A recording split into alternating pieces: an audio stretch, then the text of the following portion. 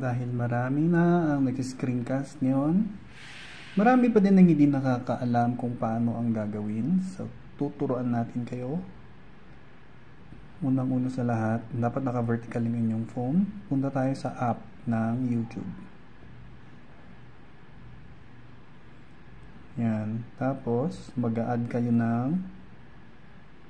magsiset up kayo ng live nyo. Flip nyo yung camera. Or off nyo yung mic. Pwede ring naka-on. Kung gusto nyo may sounds. Ngayon, pindutin nyo yan, yung parang lapis.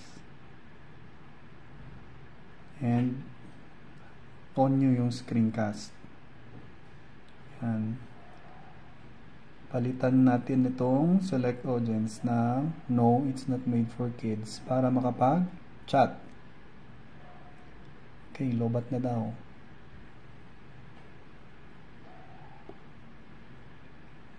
Tapos, ayan, pa-public nyo yan. Pwede nyong palitan yung title. Click nyo lang dito. Maglagay kayo ng kung anong gusto nyong title. Ito ipa-public nyo. Pero for the sake of demonstration lang, i-unlist ko to kasi hindi ko naman siya ipapublish. Ganyan. Tapos pwede rin kayo maglagay ng description, maglagay ng location, pwede nyo siyang schedule for later. And then sa advanced settings, ito, para sa mga monetize, i-click nyo ito. Pero sa mga hindi pa monetize, wala pa yan, hindi pa siya mag-appear.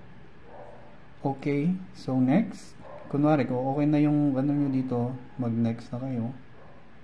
Tapos, next lang. Pwede nyo palitan yung inyong thumbnail kung gusto nyo. Click nyo lang din yung lapis na yan. Yan, edit settings, take thumbnail. Hindi kayo mag-picture or mag-upload lang ng meron na kayong thumbnail. Okay, so next. Allow. Ngayon, bago kayo mag-live, hindi pa siya naka-live. Not unless napipindutin nyo itong go live. Ang gagawin nyo ngayon, punta kayo sa inyong gallery kung saan naka-save yung video na gusto nyo i-play. Ngayon, ang ginagawa ko, pupunta ako sa pipili lang ako ng ilang seconds na video. Kunwari ito, 3 seconds. Ngayon, i-go live ko na siya. Yan, naka-live na to. Tapos, kiklik ko dito, play. And then, kiklik ko ulit yung video, punta ko dito. Pero ang options dyan eh. Ayan. Ang inaano ko dito is yung loop. Para mag-play yung inyong video. Yan. Kung ano yung naka-play dito na video, yun lang yung maglo-loop. Yun lang yung maglo-loop. Pero pag i-play nyo kasi, pag isa-select nyo kasi yung loop all, lahat ng nasa gallery nyo, yun yung mag-play na videos. I-play nyo lahat yan. So yun, pwede nyo i-click yung play audio only.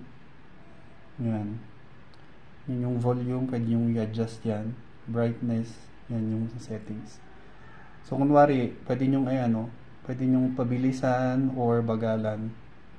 So kung okay na kayo dyan, lahat-lahat, play nyo na yung video.